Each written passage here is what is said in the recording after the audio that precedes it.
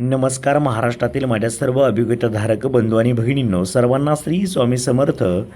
पवित्र पोर्टल शिक्षक भरतीमध्ये आपण जर पाहिलं तर प्रोजेक्ट अफेक्टेड उमेदवारांचं मेरिट नक्की किती लागतं या संदर्भातले प्रश्न विचारले जातात. मागील वर्षीचं रेकॉर्ड जर आपण चेक केलं तर त्या ठिकाणी विदाऊट इंटरव्ह्यूसाठी मेरिट लिस्ट ही तुमच्यासमोर दिसत असेल. ही विदाऊट इंटरव्ह्यू फेज 1ची मेरिट लिस्ट आहे आणि व्यवस्थितपणे जर पाहिलं तर अशा पद्धतीचे मार्क्स मागील वर्षीच्या सिलेक्टेड उमेदवारांना आहेत. आणि आपण जर कट ऑफ पाहिला तर कट ऑफ अगदीच कमी असल्याचं आपल्याला पाहायला मिळतं आहे. हे संपूर्ण उमेदवार हे आपण जर पाहिलं तर प्रोजेक्ट अफेक्टेड उमेदवार आहेत आणि ते कोणत्या कॅटेगरीमधून आहेत ते सुद्धा त्यांनी सांगितलं आहे. प्रोजेक्ट अफेक्टेड म्हटलेलं आहे बघा. अलॉटेड टाईप त्यांची कास्ट दिली आहे, टीचिंग मीडियम दिले आहे, सब्जेक्ट दिले आहेत, पोस्ट दिली आहे, संस्थेचं नाव देखील दिलं आहे, रयतमध्ये देखील निवड झाल्याचं पाहायला मिळतं आहे.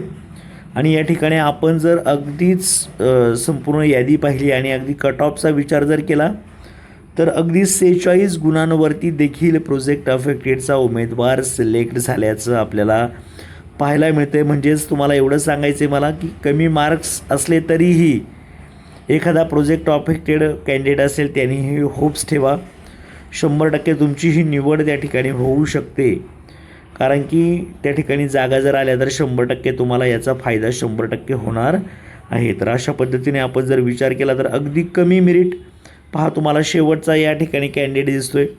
46 गुणांचा कॅन्डिडेट आहे. रत्नागिरीला त्याची निवड झालेली आपल्याला पाहायला मिळते.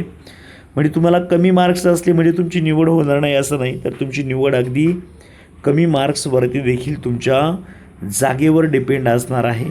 त्यामुळे तुमचं काम या भरतीमधून व्हावं यासाठी तुम्हाला खूप खूप अशा शुभेच्छा. Thank you so much. All the best.